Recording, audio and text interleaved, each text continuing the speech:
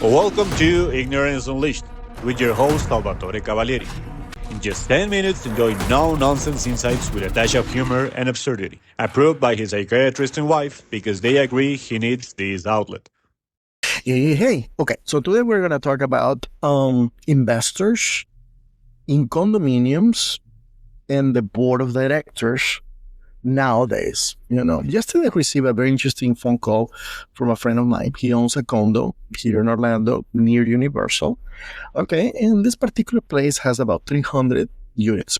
Okay, and he owns, and he was concerned about certain things that is happening in his condo that he felt a little bit uncomfortable.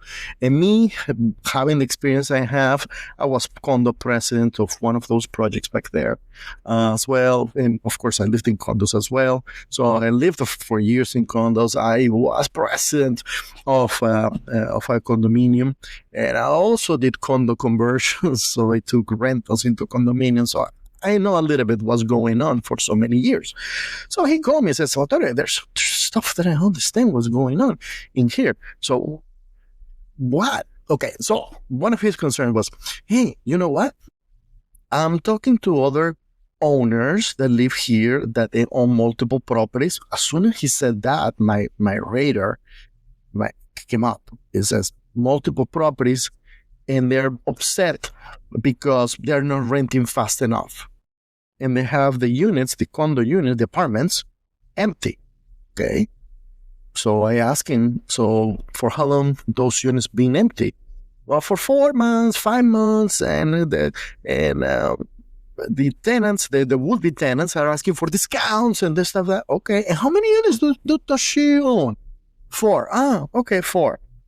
Plus the one that she lives. Well, that's her residence. Okay, so she owns 4.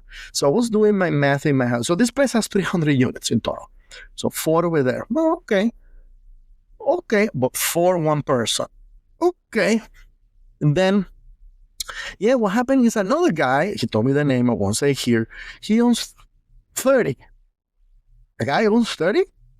Oh, that is 10% plus the 4 plus 40 plus the 4 other units of the other one that he mentioned earlier. Wow. So 30 units in a 300 unit complex. Okay. Yeah, and he was complaining, and actually the association was the management was complaining to him that some of the tenants that he has were horrendous, and he told me a few things that the people were doing. Well, one of those tenants, they wanted to have a party. Fine, okay, but guess what? They chose to have the party at 11 p.m. in the middle of the tennis court with a barbecue and loud music. Couldn't be more fucked up. Okay, couldn't be more screwed up. And then of course the security, this apartment complex had a security. The guy went there and also told him go F himself, which he did.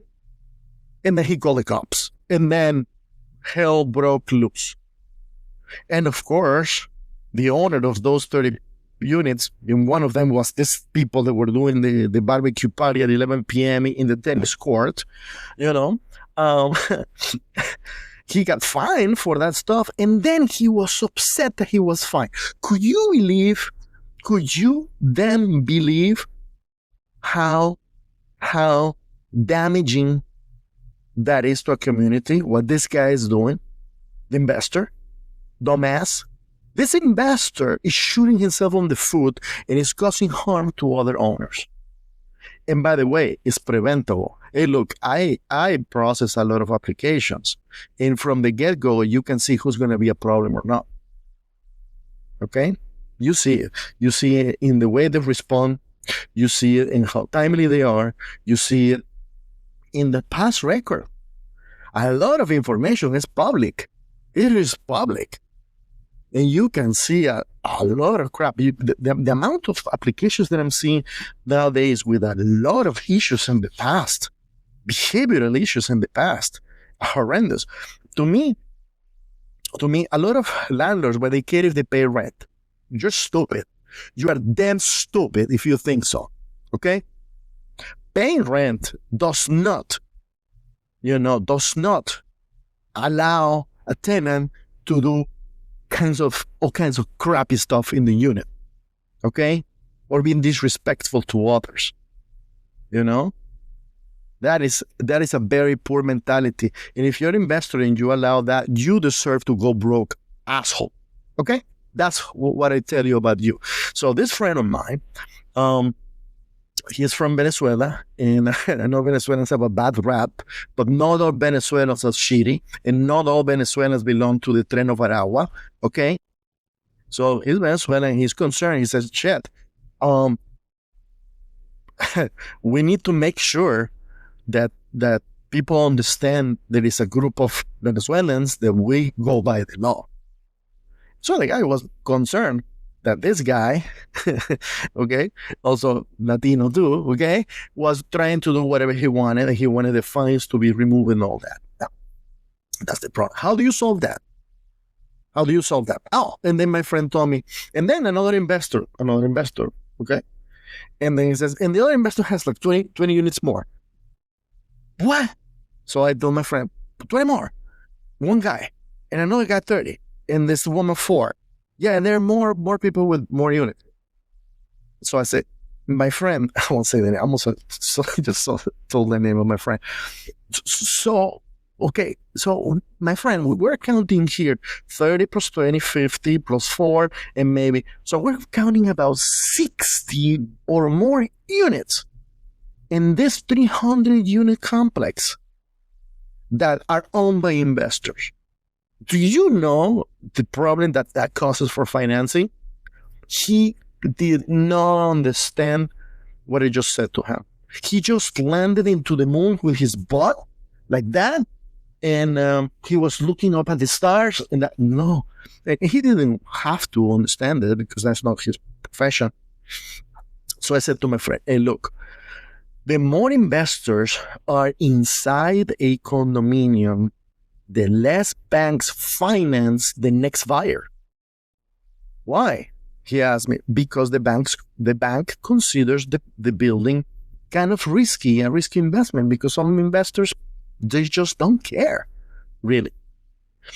And this comes from this is kind of a legacy stuff from so many years ago, especially the years post-crisis, 2008, 2009, when you had full buildings, especially in Miami, where you had 1,000 units and the building at night was off, completely off, because nobody lived there.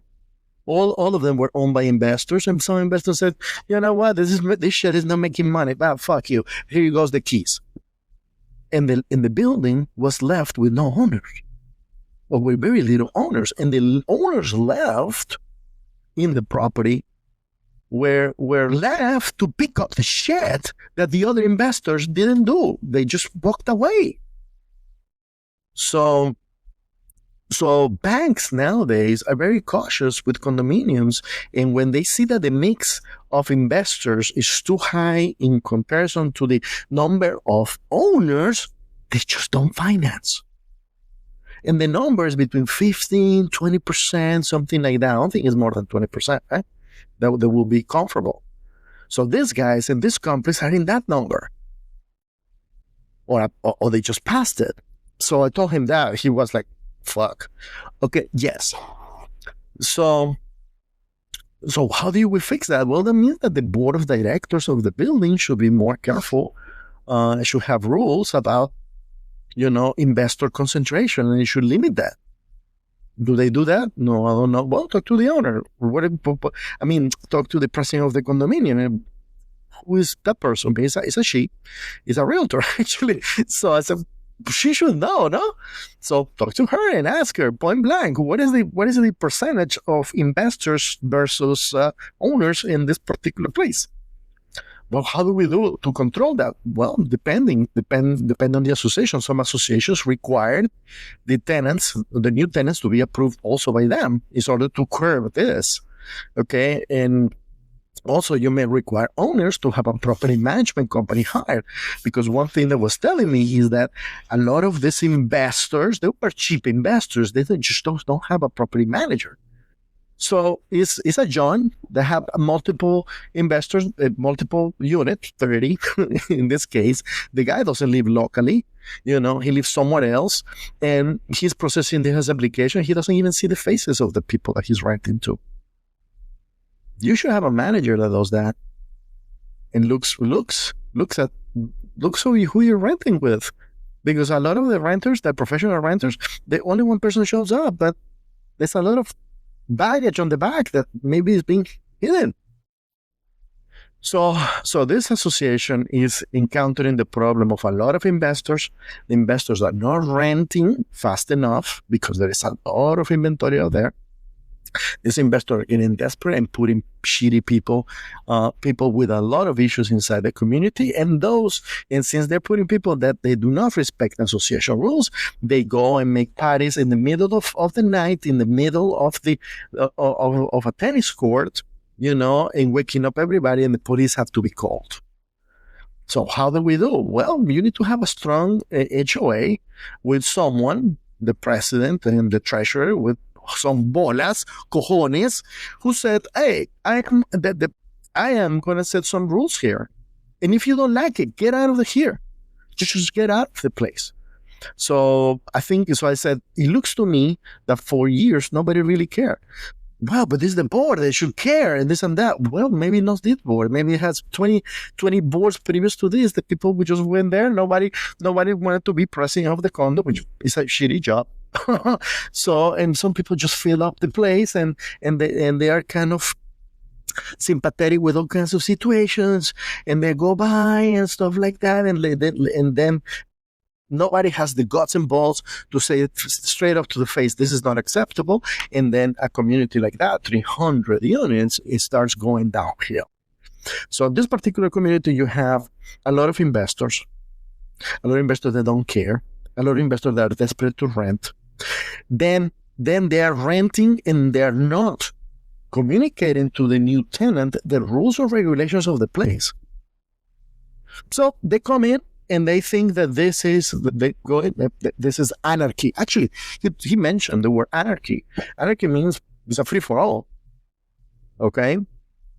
So this is happening not only in this particular case, in other cases. That's why, I always advise investors I know to stay away from owning single units or multiple units in a condominium. Stay away from that.